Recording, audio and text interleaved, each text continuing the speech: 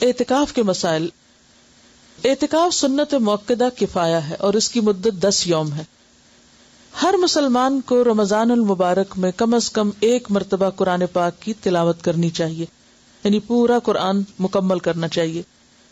عن ابی ہریرہ قال کان یعرض علی النبی صلی اللہ علیہ وسلم القرآن فی کل عام مرۃ فعرض علیہ مرتين فی العام الذی قبض فیہ وکان یعتکف کل عام 10 ایام فاعتکف 20 یوما فی العام الذی قبض فیہ رواہ البخاری. حضرت ابو ہریرہ رضی اللہ عنہ فرماتے ہیں نبی اکرم صلی اللہ علیہ وسلم کے سامنے ہر سال رمضان میں 1 بار قرآن پڑھا جاتا.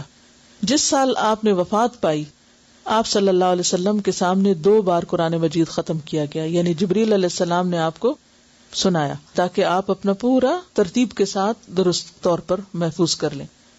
اسی طرح ہر سال آپ 10 دن کا اعتکاف فرماتے، لیکن جس سال آپ نے وفات پائی اس سال 20 یوم کا اعتکاف فرمایا. اسے بخاری نے روایت کی. آخری جو سال تھا آپ کی زندگی کا اس میں اعتکاف بھی 20 دن کا اور قرآن بھی 2 بار. اعتکاف کے لیے فجر کی نماز کے بعد اعتکاف کی جگہ بیٹھنا مسنون ہے. عن عائشہ رضی اللہ عنہا قالت کان رسول اللہ صلی اللہ علیہ وسلم اذا اراد ان یعتکف صلی الفجر ثم دخل معتکفہ رواہ ابو داؤد وابن ماجہ. حضرت عائشہ فرماتی ہیں کہ رسول اللہ صلی اللہ علیہ وسلم جب اعتکاف بیٹھنے کا ارادہ فرماتے تو فجر کی نماز پڑھ کر معتکف میں داخل ہوتے، یعنی رات کی عبادت کر کے اور پھر فجر پڑھ کے اپنی جگہ پر رہ جاتے. اعتکاف کرنے والے کی بیوی ملاقات کے لیے آ سکتی ہے اور اعتکاف کرنے والا بیوی کو گھر تک چھوڑنے کے لیے مسجد سے باہر جا سکتا ہے، یعنی اگر کوئی اور نہ ہو ایسا ذریعہ. عن صفیہ رضی اللہ عنہا قالت کان رسول اللہ صلی اللہ علیہ وسلم معتکفا فأتیتہ ازورہ لیلا فحدثتہ ثم قمت لانقلب فقام معی لیقلینی متفق علیہ. حضرت صفیہ فرماتی ہیں کہ رسول اللہ صلی اللہ علیہ وسلم اعتکاف میں تھے. میں رات کو نبی اکرم صلی اللہ علیہ وسلم سے ملنے آئی اور باتیں کرتی رہی. واپس جانے کے لیے اٹھی تو نبی اکرم صلی اللہ علیہ وسلم مجھے چھوڑنے کے لیے اٹھ کر کھڑے ہو گئے. اسے بخاری اور مسلم نے روایت کیا ہے. مردوں کو اعتکاف مسجد میں ہی کرنا چاہیے کیونکہ قرآن پاک میں آتا نا وَأَنْتُمْ عَاكِفُونَ فِي الْمَسَاجِدِ. رمضان میں اعتکاف کے لیے روزہ رکھنا ضروری ہے، یعنی اعتکاف کے ساتھ روزہ شرط ہے. حالت اعتکاف میں بیمار پرسی کے لیے جانا، جنازے میں شریک ہونا، بیوی سے مجامت کرنا، بشری تقاضوں کے بغیر اعتکاف کی جگہ سے باہر جانا منع ہے. عن عائشہ رضی اللہ عنہا انہا قالت السنۃ علی المعتکف الا یعود مریضا ولا یشہد جنازۃ ولا یمس امرأۃ ولا یباشرها ولا یخرج لحاجۃ الا لما لا بد منہ ولا اعتکاف الا بصوم ولا اعتکاف الا فی مسجد جامع رواہ ابو داود. حضرت عائشہ رضی اللہ عنہا فرماتی ہیں اعتکاف کرنے والے کے لیے سنت یہ ہے کہ وہ بیمار پرسی کو نہ جائے، یعنی کوئی بیمار بھی ہو تو وہ نہیں نکل سکتا. جنازے میں شریک نہ ہو الا یہ کہ اسی مسجد میں کوئی جنازہ پڑھا جا رہا ہے لیکن وہ قبرستان تک نہیں جائے گا. بیوی کو نہ چھوئے، نہ اس سے مجامت کرے. اعتکاف کی جگہ سے ایسے ضروری کام یعنی قضاء حاجت، فرض، غسل وغیرہ کے بغیر نہ نکلے. اگر مسجد میں ٹوائلٹ نہیں ہے یا نہانے کی جگہ نہیں ہے اور نہانے کی ضرورت پیش آ گئی تو اس صورت میں صرف مسجد سے نکل سکتا ہے، یعنی جس چیز کے بغیر چارہ ہی نہ ہو. اعتکاف روزے کے ساتھ ہی ہوتا ہے اور جامع مسجد میں ہوتا ہے، یعنی یہ مسنون اعتکاف. عورتوں کو بھی اعتکاف کرنا چاہیے. عن عائشہ رضی اللہ عنہا ان النبی صلی اللہ علیہ وسلم کان یعتکف العشر الاواخر من رمضان حتی توفاہ اللہ ثم اعتکف ازواجہ من بعدہ رواہ مسلم. حضرت عائشہ رضی اللہ تعالی عنہا سے روایت ہے کہ نبی اکرم صلی اللہ علیہ وسلم رمضان المبارک کا آخری عشرہ 21 سے 30 رمضان تک اعتکاف فرمایا کرتے تھے، یہاں تک کہ آپ نے وفات پائی. آپ کے بعد آپ کی ازواج مطہرات نے اعتکاف کیا. اس سے مسلم نے روایت کیا ہے.